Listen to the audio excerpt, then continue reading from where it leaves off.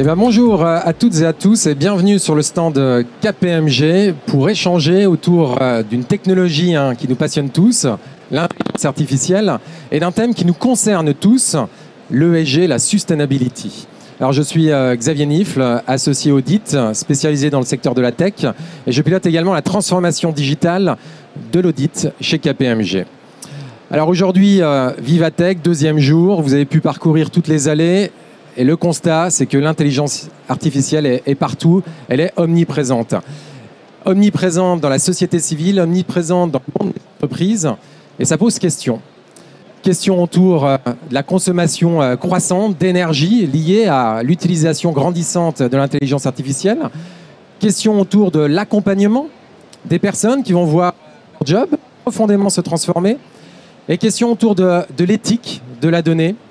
Et on a pu le constater récemment, même dans le monde de la finance, avec des fake news qui utilisent des technologies d'intelligence artificielle. Alors pour débattre de ce merveilleux thème, j'ai le plaisir et l'honneur d'accueillir sur le plateau deux personnalités inspirantes du monde de la tech française. Christophe Liénard, président d'Impact AI. Bonjour. Et également directeur de l'innovation dans le groupe Bouygues. Et puis Frédéric Vachet, directeur de l'innovation et patron et, j'allais dire, fondateur du 3D Experience Lab de Datos Systems. Alors peut-être... Bonjour. Bonjour.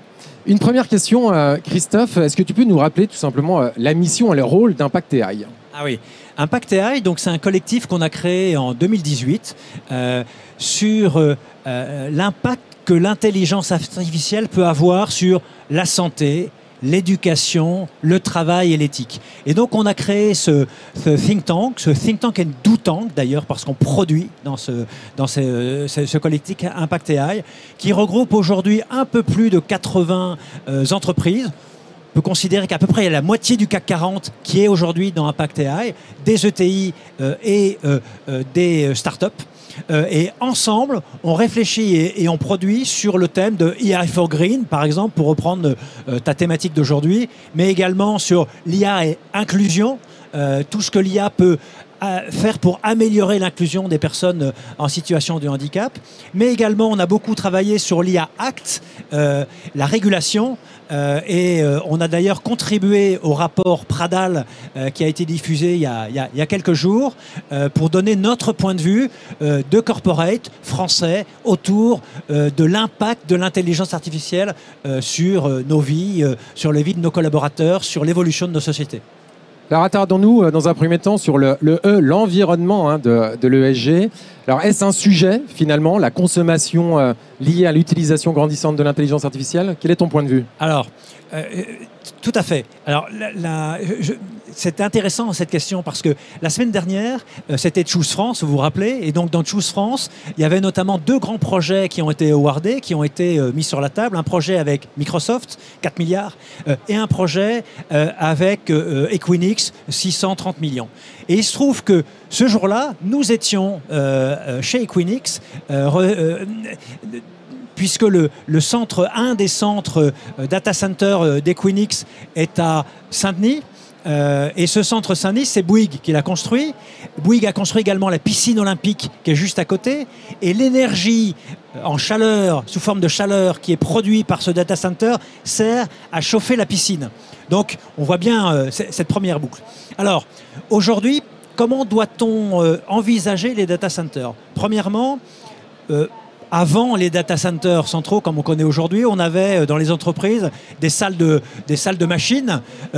Et le rendement finalement, ou le dispositif énergétique d'une petite salle de machine d'entreprise est beaucoup moins efficace qu'un data center. Ça, c'est un premier point.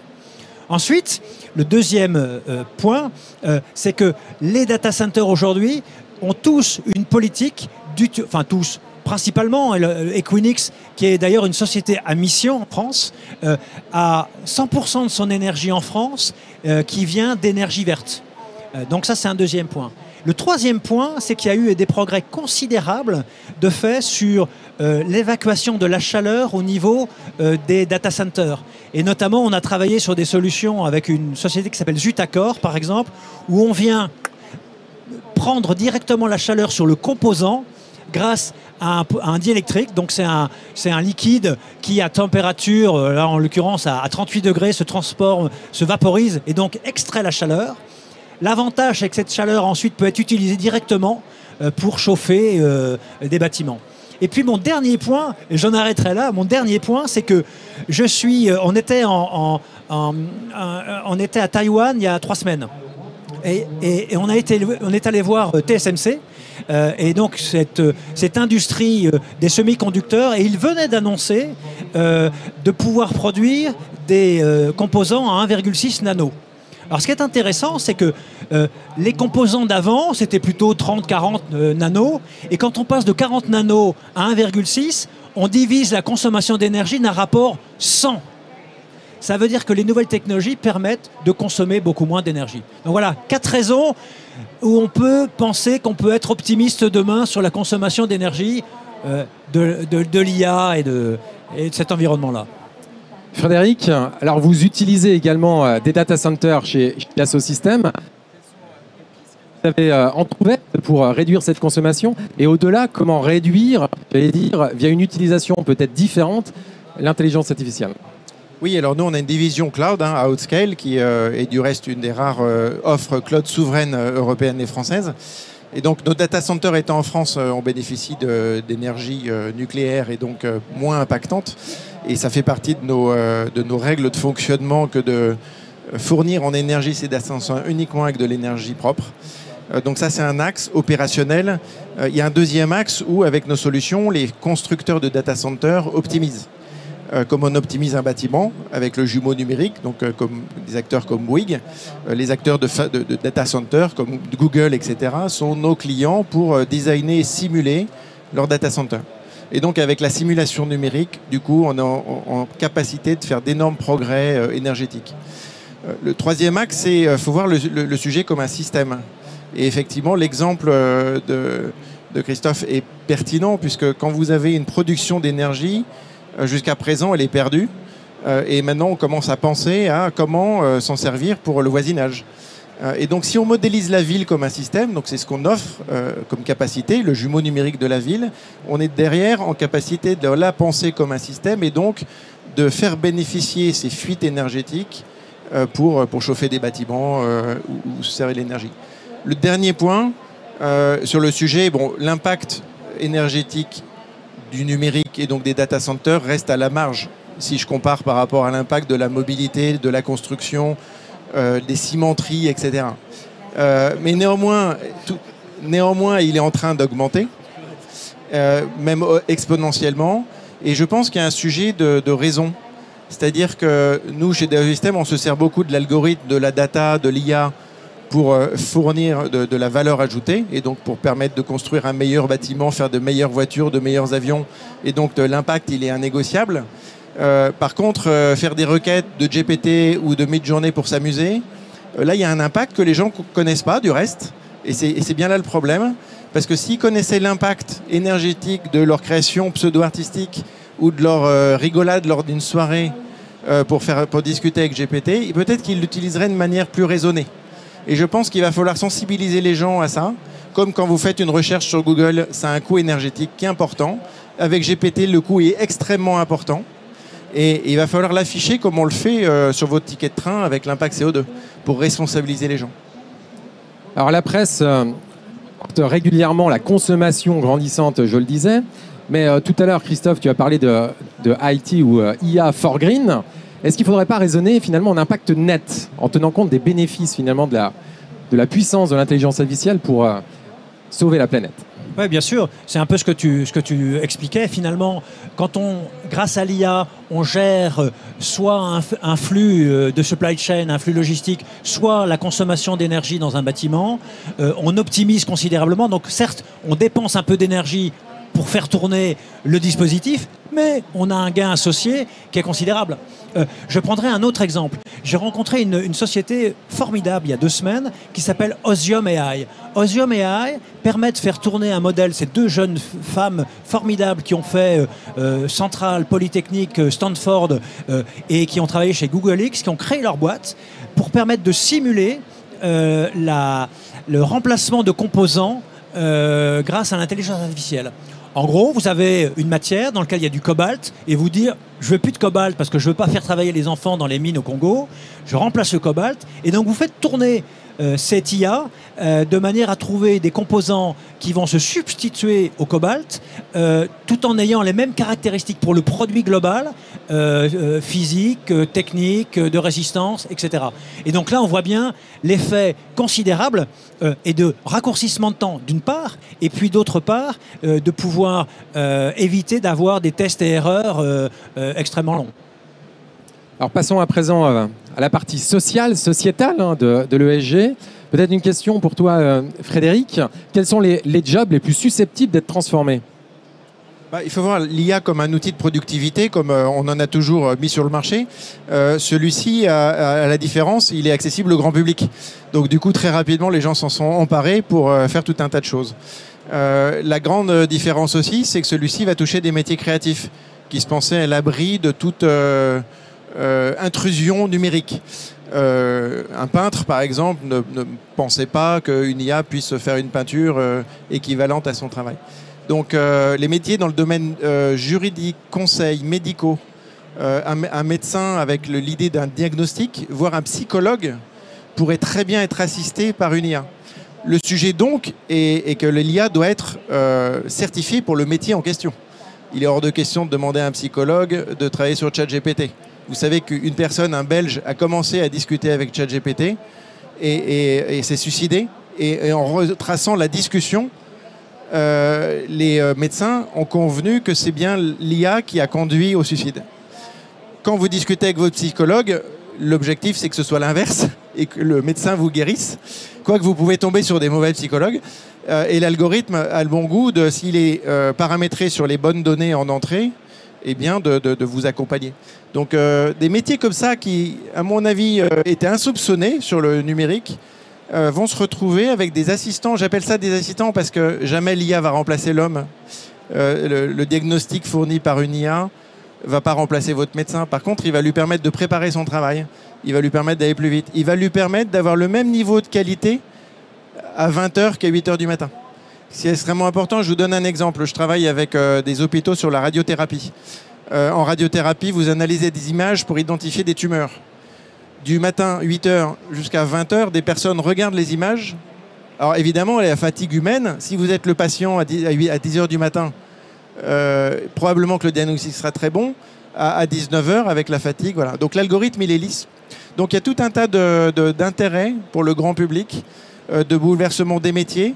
Les métiers vont changer, notamment les métiers dans le domaine de la com, créer une vidéo, une photo, comme on le voit. Ça ne va pas remplacer le créateur, mais ça va lui donner des nouveaux champs des possibles. Et après, il faut rappeler aux gens, parce qu'il faut les accompagner dans le changement, finalement, quelle est la valeur de son métier. Par exemple, générer un post automatiquement sur LinkedIn avec les bons hashtags, les bonnes photos, etc., ça gagne du temps. Ça ne remplace pas le travail de la personne, ça lui permet de se concentrer sur des choses à forte valeur ajoutée. Donc le questionnement, c'est, mais en fait, dans ton métier, quelle est la forte valeur ajoutée et comment l'IA va t'accompagner pour aller plus vite et faire mieux. Le collaborateur augmenté. Justement, question pour toi, Christophe. Comment les entreprises, voire même les pouvoirs publics, doivent s'approprier le sujet et finalement accompagner au mieux leurs collaborateurs, voire les citoyens, à ce changement profond? Alors, je vais répondre sur plusieurs niveaux. Je vais répondre d'abord pour Impact AI. Pour Impact AI, on a décidé de monter un dispositif épaulé par Simplon et Meta pour former, pour acculturer 30 000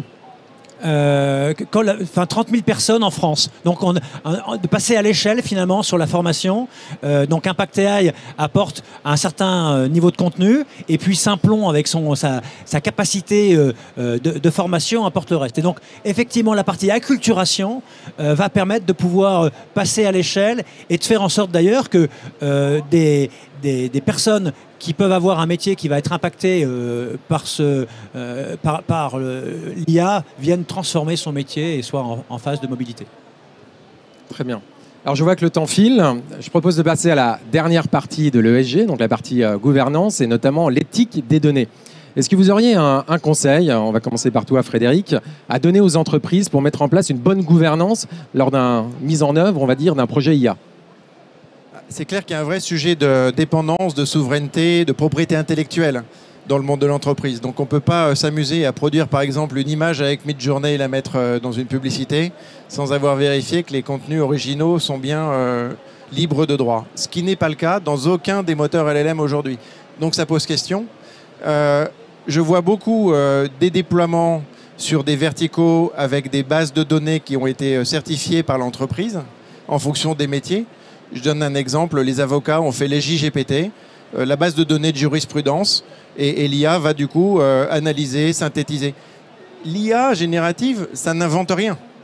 Ça attrape et prend de l'information, ça la retraduit, ça la synthétise. Ça peut même vous permettre de faire de la traduction simultanée, des dissertations, etc. Mais l'IA ne va pas inventer. Quand elle invente, c'est qu'elle elle divague parce qu'elle ne sait pas. Donc c'est le phénomène qu'on a actuellement. Parce que l'IA vous répond toujours. Quand elle ne sait pas, elle va répondre n'importe quoi. Donc le sujet vis-à-vis de l'entreprise, c'est que maîtrise des données et maîtrise avec quel fournisseur d'IA on va opérer. J'ai entendu des industriels qui se disaient, tiens, je développe aujourd'hui des vieux logiciels que je dois maintenir. Dans les banques, c'est COBOL. Dans l'industrie, c'est les PLC pour programmer les robots. Pourquoi pas demander à une IA de développer? Une IA développe très bien. Générer du code avec de l'IA, c'est extrêmement facile puisque c'est de la sémantique. À partir du moment où vous faites ça, vous poussez votre propriété intellectuelle chez le fournisseur. Fuite potentiellement et confidentialité. 2, vous devenez dépendant du fournisseur. Le jour où il coupe le service, vous n'avez plus votre service. Si quand il met à jour son modèle, vous savez que vous n'avez jamais la même réponse avec une IA. Donc quand GPT 3.5 passe en GPT 4, vous avez une réponse différente. Donc elle est plus prédictible. Donc vous avez une dépendance qui est quand même à prendre en compte. Je ne dis pas qu'elle est bonne ou mauvaise.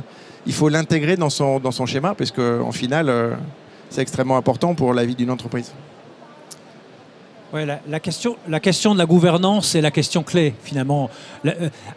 Clé pour deux raisons. Clé à la fois pour la question du passage à l'échelle de l'intelligence artificielle dans une structure, et puis le passage à l'échelle dans la bonne direction. Et donc, nous, chez Bouygues, comment on a pris le sujet, finalement, on a créé une petite structure qui permet de coordonner l'ensemble des projets d'IA qui doivent être coordonnés au niveau central, alors qu'on n'est pas du tout une société centralisée nativement, hein. On est plutôt une société extrêmement décentralisée. Mais sur ce sujet-là, on a mis en place une task force centrale qui permet de coordonner les sujets. Et ensuite, on a finalement commencé activement les sujets d'intelligence artificielle en commençant par le juridique. Bien sûr, les métiers font des choses, mais de sensibiliser finalement les équipes juridiques sur l'IA, où là aussi, ils peuvent être affectés sur la relecture de contrats, on a exactement comme dans ton exemple médical, quand je lis 25 cm de papier au début à la fin, mon attention n'est pas la même et je peux laisser passer. Donc, se faire aider pour ça, c'est quand même quelque chose d'extrêmement important. De vérifier que dans les contrats, il y a effectivement bien toutes les clauses qui sont nos clauses maîtres. Donc, et ça permet d'avoir des juristes extrêmement attentifs à ces sujets de gouvernance et d'IA. Donc ça, c'est un premier point. Et ensuite, la question de la data. On a décidé de créer un hub qu'on fait gérer par Dawex, une start-up dans laquelle on est actionnaire. On est un des petits actionnaires de Dawex et qui permet d'échanger cette information ou les informations qui ont un sens d'être échangées au sein du groupe et donc de pouvoir être activées par l'intelligence artificielle par les autres compagnies du groupe. Alors on a bientôt terminé cette keynote, mais j'ai quand même une dernière question et je suis sûr que vous la posez toutes. Les fake news sont aujourd'hui de plus en plus courantes. Comment déceler le vrai du faux? Et je t'adresse cette question, Christophe. Ça, c'est un très bon sujet pour TF1, ça. Et donc, il y a plusieurs manières de détecter les fake news. On a...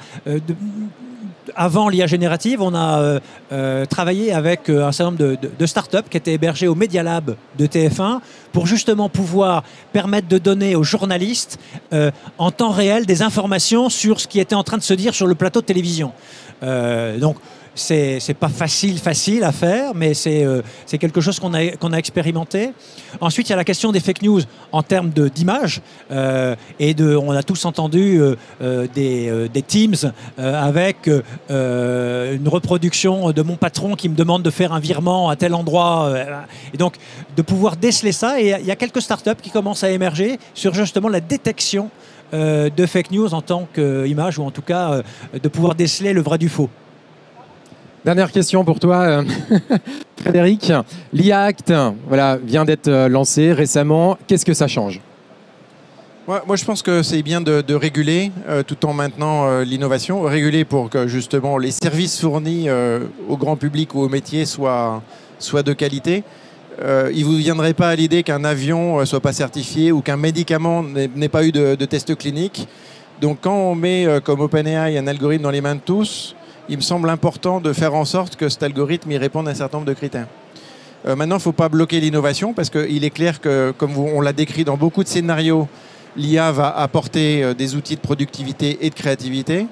Je donne un exemple dans notre métier. Avant, pour concevoir une pièce, le designer sketchait des formes, l'ingénieur était en train de les mettre en forme par rapport aux contraintes de fabrication. Aujourd'hui, vous promptez ce que vous souhaitez. Je veux une pièce pas plus grande que ce volume, tel centre de gravité, tel poids maximum, et nos algos vont générer la forme qui répond à votre critère.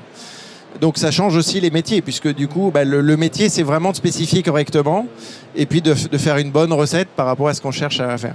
Ou on a une plateforme Home by Me, dans l'immobilier, où vous achetez un appart, vous voulez le décorer, vous le sketchez avec votre iPad en réalité augmentée, vous sélectionnez quelques belles images qui vous inspirent. Voilà, j'aime bien ces intérieurs-là. Et notre IA va automatiquement vous générer toute la scène en 3D de votre appart. Avec les coloris, avec les tapis, avec les canapés, tout.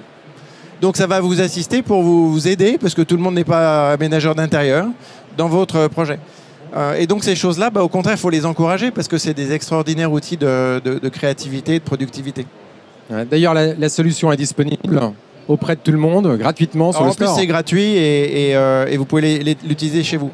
Mais c'est vrai que le sujet, on revient sur le sujet souveraineté, propriété intellectuelle. Ça, c'est des sujets sur lesquels l'Europe doit être extrêmement vigilante. L'Europe a été naïve pendant beaucoup d'années.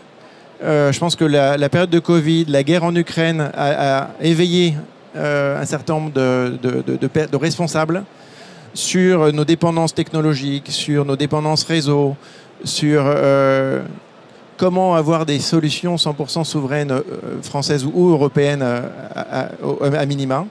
On a des grands acteurs en Europe. Le sujet, c'est de les faire travailler ensemble, de les réunir pour offrir des alternatives. Parce que nous, Dassault Systèmes, on est présent dans 140 pays. C'est comme vous. Donc moi, quand j'ai un client américain ou un client chinois, lui, il souhaite avoir sa souveraineté à lui par rapport à la régulation de son pays. Maintenant, quand il vient au niveau de la France ou de l'Europe, il faut qu'on soit capable d'offrir à ces acteurs, dans le domaine médical, données de santé, dans le domaine industriel, propriété intellectuelle extrêmement importante, ou données militaires, des solutions qui vont garantir la souveraineté de l'offre globale. Bon, on l'a vu, les enjeux ESG liés à l'utilisation grandissante de l'IA sont importants. Il y a encore beaucoup de sujets à traiter, heureusement, j'allais dire. Mais il ne faut pas oublier l'impact que va avoir l'IA dans la société, dans, j'allais dire, les solutions de décarbonation ou autres pour améliorer la planète. Alors, c'est un autre débat qu'on vous invite à suivre prochainement. Et puis, si vous souhaitez poursuivre la conversation, on va rester encore à quelques minutes en marge du stand. Merci beaucoup, Frédéric. Merci, Christophe. Merci à tous.